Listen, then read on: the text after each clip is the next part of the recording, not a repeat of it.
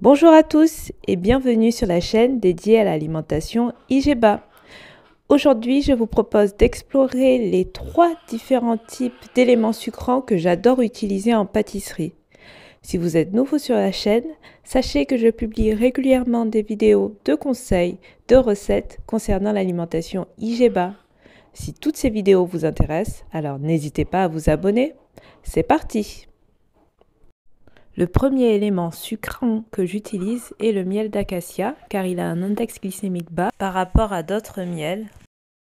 J'utilise en pâtisserie mais également lorsque j'ai envie de sucrer par exemple mon yaourt nature. J'aime beaucoup l'utiliser aussi pour réaliser mes granolas maison car c'est un excellent liant pour faire mon granola. D'ailleurs, je vous mets la recette de mon granola maison IGEBA en dessous de cette vidéo. Également, les vertus du miel sont assez nombreuses, notamment c'est très riche en antioxydants, donc ce qui permet de lutter contre les maladies. Donc consommé en petite quantité, le miel apporte de nombreux bienfaits pour la santé. Bien sûr, comme tout élément sucrant, il est conseillé de le consommer avec modération.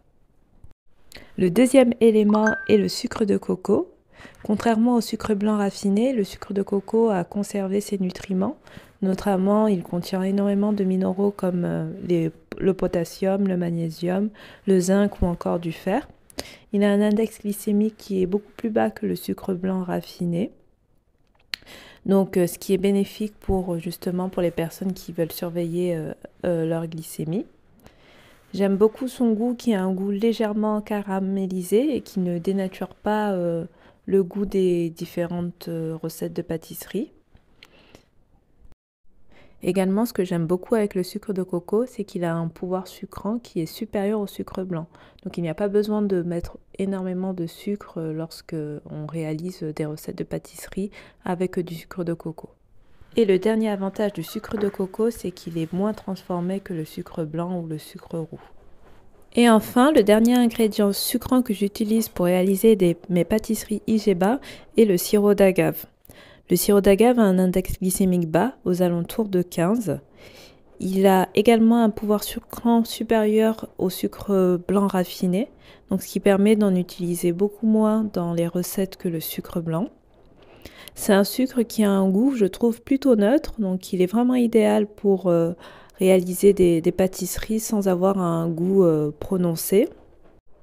Aussi, le sirop d'agave a une texture assez liquide, ce qui le rend assez pratique pour pouvoir sucrer des boissons froides comme chaudes, mais également pour pouvoir l'inclure dans des recettes.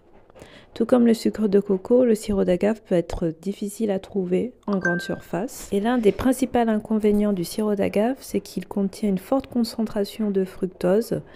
Et si on le consomme en excès, ça peut être nocif pour la santé. Donc comme tout élément sucrant, il faut le consommer avec modération. Le mieux, c'est de varier les différents types de sucrants. Voilà les 3 différents types de sucrants que j'utilise en pâtisserie pour faire mes recettes IGEBA. Et vous, dites-moi en commentaire quels sont les types de sucrants que vous utilisez pour votre alimentation IGEBA. Je ferai une autre vidéo concernant d'autres aliments IGEBA si ce type de vidéo vous intéresse. N'hésitez pas à me le dire en commentaire et je vous dis à très vite pour une nouvelle recette sur l'alimentation IGEBA.